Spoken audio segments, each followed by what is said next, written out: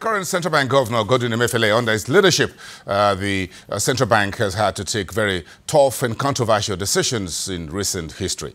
First, the devaluation of the naira, the various exchange rate market window, including the foreign exchange ban on 41 items, among other things. Emefiele is not the man loved by many people on the streets. And so I got to put that question directly to him in this second part of his interview. Let's take a listen. But you're the man that's been blamed by many Nigerians for crashing the naira, of interest rate becoming very high and inflation at a high level. So many people believe that you're responsible for making things difficult. What's your reaction? See, let me tell you this, Bosin. Leadership, particularly this responsibility that we are on, is not about popularity context. It's about taking a decision that you feel is in the best interest of the country and the people.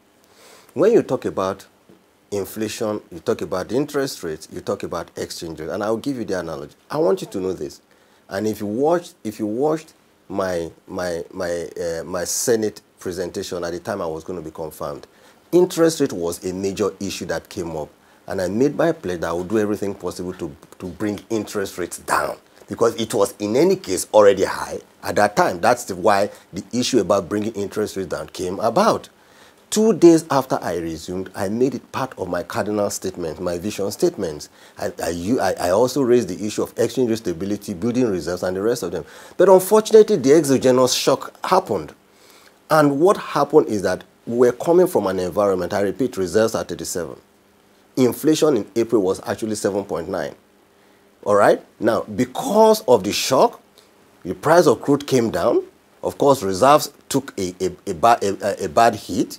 Because reserves took a bad hit, imports were rising, exports, revenue from exports were dropping.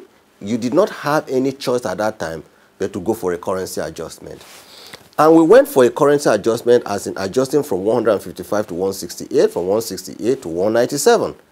And after that, we said no, we could not continue an indeterminate program of an adjustment in the currency, and went about the demand management that came on, and of course supply, which is what we're also attacking now, and that's why we have seen to the progress we've seen right now. So it has to do with the fact that we came into a situation that was outside of our control, and we needed to paddle the canoe back out of a turbulent situation into a good situation that I think we are at right now. Well, fortunately, the country has exited recession. So we'll look back a little bit, 2015, 2016, and you're saying, oh, hold on a second, what did we do right to be able to exit the recession from both the fiscal and monetary side? Well, a couple of things have been done right, and when the recession set in, as it's certain, by the third quarter of 2016, we saw a contraction of minus 2.3%. Inflation had moved from 9% in January 2016 to 18.7% in January 2017. And it is important for us to understand why inflation moved that rapidly. Inflation moved that rapidly because of the adjustment we did in the currency from 155 to 197, and yet the pressure continued. And because this is a highly import-dependent economy, right, we saw inflation coming from the import side, import of foreign goods into the country. And what really gave rise to the inflationary pressure was actually the increase in energy prices, in this case, petroleum price. You can imagine increasing petroleum price from 86 naira to 145 naira per liter. That is about 68%. And let me give you the analogy so you can understand what the increase in petroleum price did to inflation. If you had a truck of, say, about 200 baskets of tomatoes in Jigawa that wants to drive to say, K2 market, right?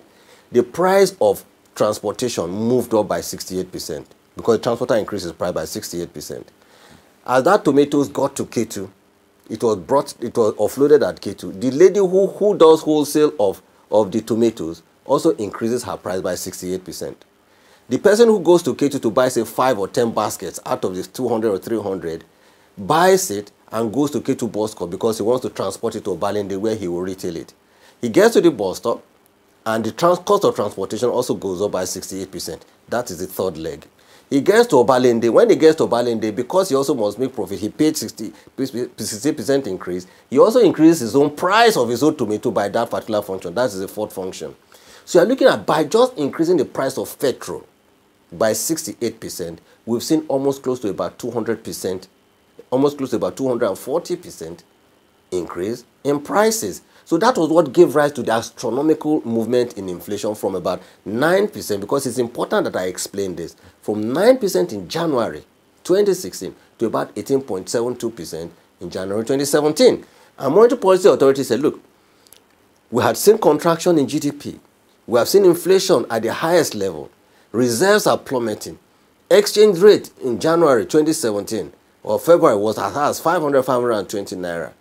There is no way a country with those kind of situation would survive those kind of pressures. Because naturally what you expect for a prosperous economy is rising growth, rising GDP, a stable exchange rate or low exchange rate. You build your reserve, interest rate will be low, and inflation is controlled. The monetary policy came from a standpoint and said, listen, with inflation at 18.7%, indeed, Central Bank itself had conducted a study where they came up and said, look, when inflation goes above about 12% to 12.5% threshold, there is nothing you do that will impact positively on growth. And that there was a need by the Monetary Policy Committee to say, look, we must rein in on inflation. Do you understand? So we're now tackling both inflation and exchange rate simultaneously. Do you understand? So, of course, in February, we started our intervention. And, of course, today, from 525 at that time, we've seen what has happened to the exchange rate. The story about how it came down, maybe in the course of this, we'll talk about it. But, of course, we also started to say, look, we must continue the regime of tightening to rein in inflation. And luckily, we've been able to achieve that from 18.7% in January to where it is now, which is about 15.9%. And I'm very optimistic that in the course of January, February next year, it will moderate so rapidly to a point where we can begin, Monetary Policy Committee can begin to say, okay, now let us ease so that